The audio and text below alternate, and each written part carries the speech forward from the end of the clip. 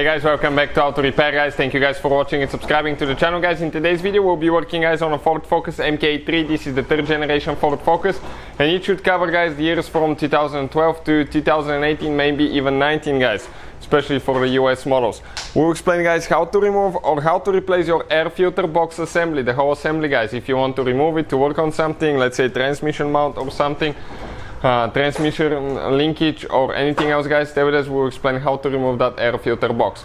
Quick introduction: every car we get at the shop, we make at least 200 videos, including, guys, this car we'll be making at least 200 videos. Why? Because our mission is to save you guys as much money as we can. So please, guys, subscribe to the channel and like the video for all the work we do here at the shop and all the free information we provide to you guys. If you want to save even more money, check out where you can buy car parts from for a really good price and fast shipping as well, guys. You can get tools, parts, anything from there. So let's start on it now. We get, guys, a flathead screwdriver. Let me explain now. This is your air filter box right here, guys. So what we need to do, okay, that right here is your MAF sensor. You need to unlock the red pin, okay, safety pin, grab it and pull up, guys. Okay, check it out like that. And you push right here and you disconnect it.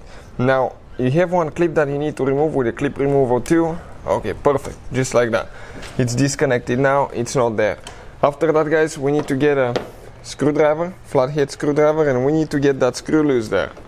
This is for the intake boot. Now you have to be careful when you remove it to make sure that you don't break any of the vacuum lines as well. So be extremely, guys, careful how you do that. So we need to get it a little bit more loose. It wasn't loose enough to come out. It will be a tight fit, guys.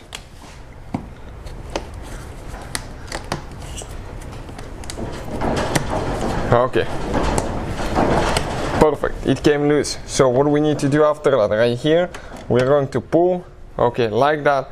And now, guys, what we will need to do, we need to grab that box. Okay, that box should not have any screws, guys. Okay, this box, it should be to where you just grab it and pull it out. Okay, you will have a clip on the back side, one right there.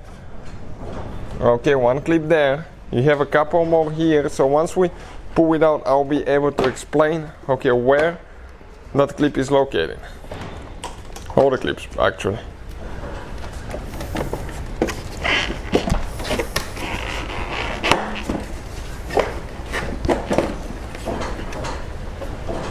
Okay, now right here we need to disconnect the rubber bushing from that pipe.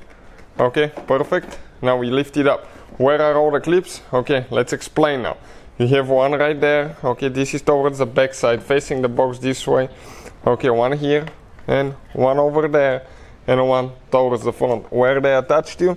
One here. You have that's where it gets air from. One here, that's where the water actually drains. One here, one there, and one over there, guys. You can see this is if the engine gets water. I think it's called like resonator or something like that. It's supposed to drain there so it doesn't get in the engine, but if you drive through high water, you're going to end up, guys, sucking water in the engine and probably ruining your engine anyway. So we got the air filter box out of the way. So this is, guys, the air filter box assembly out of the way. That's how you guys remove it. If you need to replace it or install it, everything is in reverse order. We took it apart. If you want to buy any parts or tools, link will be in the description of the video below where you can get them for a good price. Thank you for watching, guys. Please subscribe to the channel and see you guys next time.